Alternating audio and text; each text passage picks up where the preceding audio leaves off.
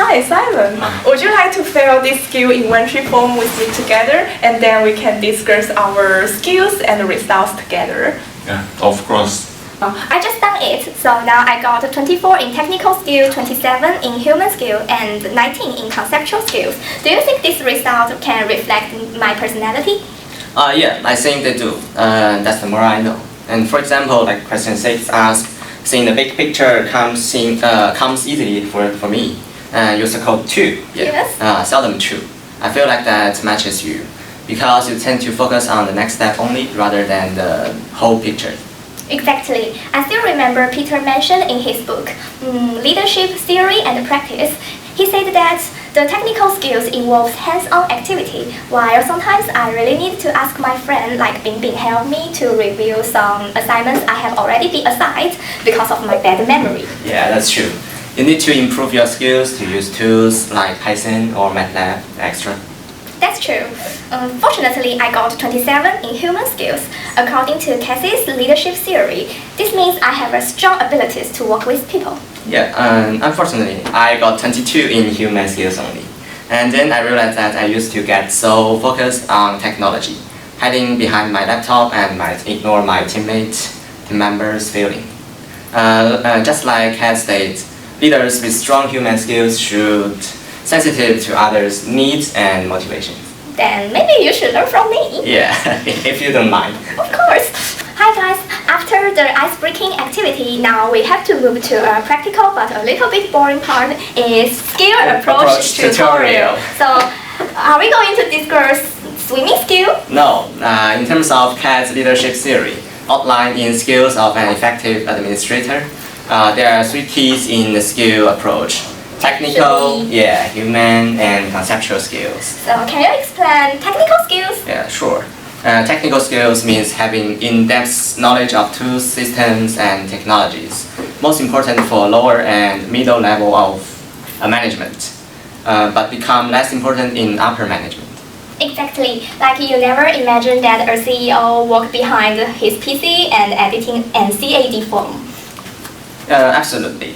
In terms of conceptual skills, I checked our scores and we only got 19 and 20 respectively. And that's not considered high, but fortunately the conceptual skills is not compulsory as newcomers in engineering field. For sure. According to Cassie's theory, I remember she said that conceptual skills need us to shape an organization and even solve some really complicated part of issues. And even the leader needs to understand what a whole company should be going. So I think we still have a long way to go. Yeah, but no worries. Conceptual skills are not crucial at lower management, so it's okay if we still develop them. That's a relief. Fosters harmonious atmosphere in your team, avoid harassment or bullying. These skills are essential across all 3 levels of management because no matter where you are, you need to work with people. Yeah, so as someone who is who has a really high ability of human skills, I really enjoy to work with people. Nice. Hope this inspires you guys become a comprehensive engineer. Yeah, because that's everything we need to cover today. Hi Leo, do you know about the experimentation the US Army did in early 1990s when it comes to the skill model for leadership? Yeah, I remember. I read it in a book. This research is that they want to find the detailed theory about leadership and how people do in organization. This research cost several years and it involves over 1,800 participants. The researcher named Move Forward. That is project, and what being said was what makes a good leader and what skills the leader should have. Very good question. So this model is called a capability model because here we are testing the leader's performance when compared to the skills and the knowledge that he has. And regarding the second question, that was the qualities that leaders should possess. These are the 5 main qualities that a leader should have: competencies, individual attributes, leadership outcomes, career experiences, and environmental influences. Oh yeah, I'm right. The competency has three aspects. One is the problem-solving skills. The leader should identify and resolve the challenges in the organization effectively, and just like if make some progress and ensure operating smoothly. And the second one is social judgment skills. The leader have to understand, interact with, influence, and to others to achieve the target. The third one is the knowledge. That means the leaders have to be expertise and making informed decisions to guide the team wisely. You're absolutely right. And when it comes to individual attributes, something similar is taken into account here. When talking about individual attributes, we take a person's individual traits, mainly focusing on the general cognitive ability, the crystallized cognitive ability, motivation, and personality. So the generalized cognitive ability tells us about the things that a leader has learned when it comes to, and them able to be put in complex situations where they're able to analyze those situations. Whereas crystallized cognitive ability reflects a leader's knowledge and past experiences. Two remains, and one is the career experience and the environmental influence. The career experience is just like what leaders influence in the organization, and for the environmental influence have two aspects: external and internal. For the external part, it's about the economy, politics, and the social issues, and for the internal has some like technology, facilities, and so on. And lastly, there's leadership outcomes, which is a result of the leadership actions, which give us a performance and effective pattern solving ability of a leader. Done. Oh, good. Now we will introduce how the skill approach works. The skill approach is more about describing leadership than giving straight instructions.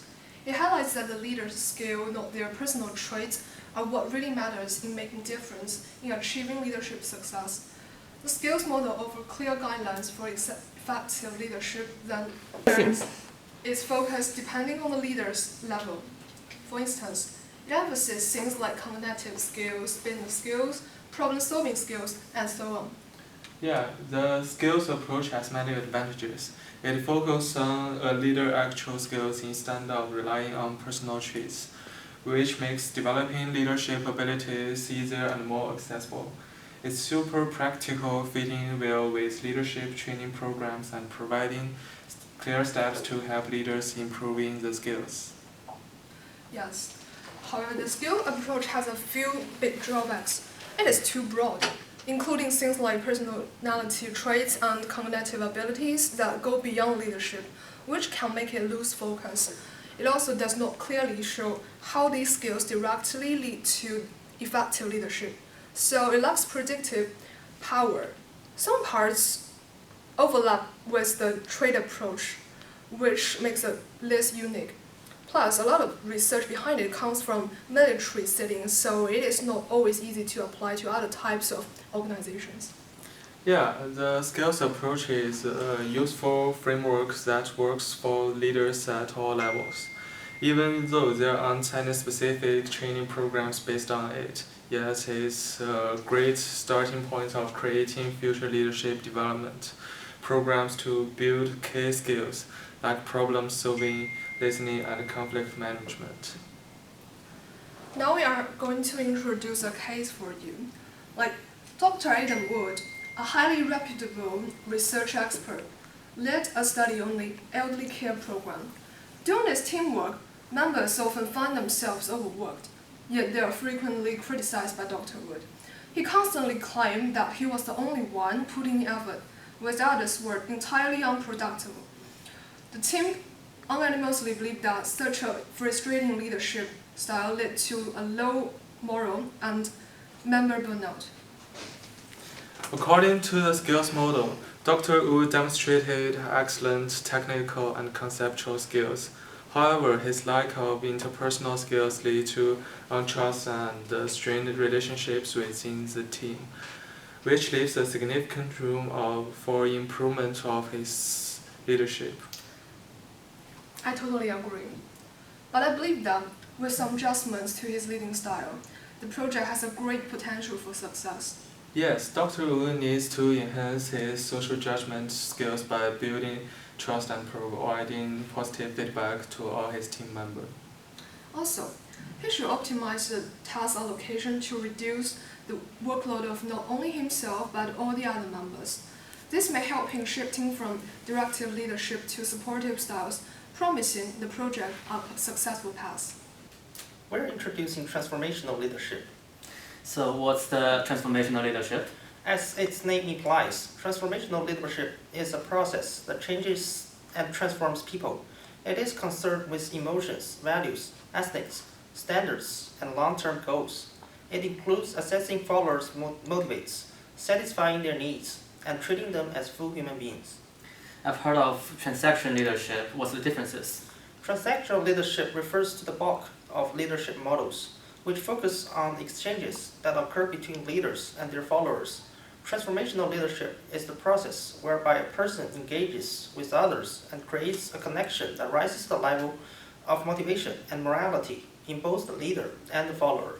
In the process, both the manager and the followers may emerge with a stronger and higher set of moral values. When we describe leaders such as Adolf Hitler and Saddam Hussein, should we consider them as a leader with transformational leadership? Both Hitler and Saddam could be considered as a leader with side of transformational leadership. It is considered as a personalized leadership, which focuses on the leader's own interests rather than on the interests of others, threatening the welfare of followers because it ignores the common good. So transformational leadership is about inspiring people to go beyond their limits. It's about creating a vision that motivates the team and encourages them to contribute to something greater than themselves. What are your key practices as a transformational leader? Well, I focus on 4 I's. First, idealized influence.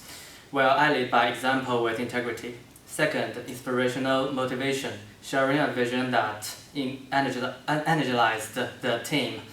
Third, intellectual stimulation, encouraging innovative thinking and challenging norms. Lastly, individualized consideration, ensuring personal growth by mentoring and supporting team members. What's the difference when it comes to influencing team members between transformational leadership and transactional leadership? Well, transaction leadership focuses on exchange, rewards for performance, and transformation leadership, on the other hand, inspires people for fostering a sense of purpose and mutual growth, and driving deeper, long-lasting commitment. What challenges do you face in practicing transformational leadership? Maintaining alignment with vision and reality can be tricky. Building trust and ensuring the vision resonates with the team's values is crucial, but when it works, the results are remarkable. Higher motivation, creativity, and strong team bonds. And that's it. How is the transformation leadership of strength and weakness? Okay, let me talk about the strengths at first. It has 5 strengths, and the first one is it has been widely studied since 1970s, including research on many famous leaders and organizations. The second one is it appealing because it is in line with the public presentation. The third one is it focuses on the relationship between leaders and followers, and it can address the needs of followers. The fourth one is it looks at leadership more broadly, not just achieving goals, but also helping followers' needs. The fifth one is promotes moral values. But about the weakness, the first one is the concept of transformational leadership is not always clear. Many aspects of concept are overlaid. The second one is the tools used to measure it, like the MLQ, can be unreliable. The third one is sometimes it is seen as a natural personal characteristic and it is hard to teach other people. The fourth one is it is difficult to prove that transformational leaders can bring real change to organizations or other people. The fifth one is it puts too much power in leaders' hands and it always ignores shared leadership with others. The final one is it can misuse if leaders focus on personal gain or harmful goals. Okay, that's all. So what is the transformational leadership emphasized in 4 critical factors? from my opinion, like idealized influence, where leaders act as role models, inspirational motivation, which involves creating a compelling vision. And the third one will be instinctual stimulation, encourage creativity and innovation. And the final one, individual consideration, where leaders provide personalized support to their followers. The multi-factor leadership questionnaire, the short is MLQ, developed by BASE, is widely used tool to measure the leadership attribute. Leaders scoring highly in areas like motivation and intellectual stimulation are constantly linked to better team outcome and organizational success. While transformational leadership has its strengths, such as its moral emphasis and intuitive appeal, it also faces criticism for lacking concept clarity and being susceptible to misuse by unethical leaders. Nevertheless, it remains a powerful framework for driving innovation, collaboration, and meaningful change. Everyone, my name is John, and we are going to talk about other transformational leadership models and case study today. From the Nordhaus book, two other lines of research have contributed uniquely to our understanding of the nature of transformational leadership. And they were the research of Benes and Nanus in 1985 and the work of Kuzes and Posner in 1987 and 2002. Actually, they are very similar in their approaches. Like Benes and Nanus is based on a research which is about the questions and answers from 90 leaders, and Kuzes and Posner part is 1,300 middle and senior level managers in private and public sector. So strategies are about vision, social architects, trust and strengths. On the other side, it is very similar, like personal example, trust and accomplishment. Another point is, how does a transformational approach work? Simple answer is, it depends on how well a leader can apply these prescriptions of the models, like these keywords, in their applications. If they can apply them well, then they are good transformational leaders. Now my friend will explain about the case study. So in my part, the first one is the vision field, that is a high-tech engineer, which is the Harlot Burnell. It was the first president which causes the main issues in 50 years old company, which was to modernize the company through the top-down recognition aimed at the implementing the advanced management techniques. However, the lack of employee involvement and the inconsistent leadership, poor communication was the main issue, which lessons to do the two-way communication, aligning with the organization culture and involving the employee in the activity. Whereas, for example, the Elon Musk leadership style at a Tesla, where it is a clear innovation drives the communication. Whereas in second slide, I have discussed two case studies, the case study 2, which is the archaeology of dig leadership. In this, Dr. Cook led the annual archaeological digs with the college students from diverse background. Initially, the group by doing the open communication and the empowerment towards successful collaboration. But the key strength of this was Dr. Cook's transformation leadership demonstrated the individualized consideration and intellectual stimulation, whereas the vision was to develop the students the archaeological skills while fostering the growth and the consideration. Whereas in case study 3, there was a Rachel Adams, which was the president of, she was the leadership of the Independent Center for the Clinical Research, and she prioritized the women by well-being and the positive environment, and supported the women and fostered a positive organizational climate.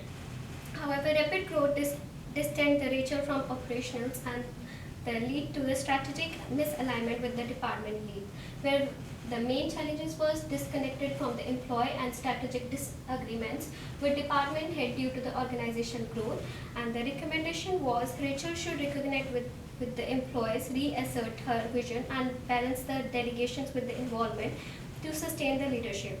And the leadership is not about a title or a designation, it's about the impact, influence and the inspiration.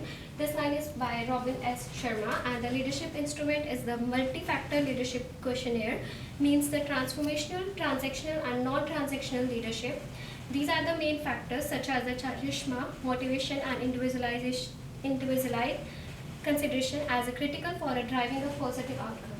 Whereas the clear vision, communication and the empowerment and the adaptability are the example of case study 3, which are connected in all together in the same way.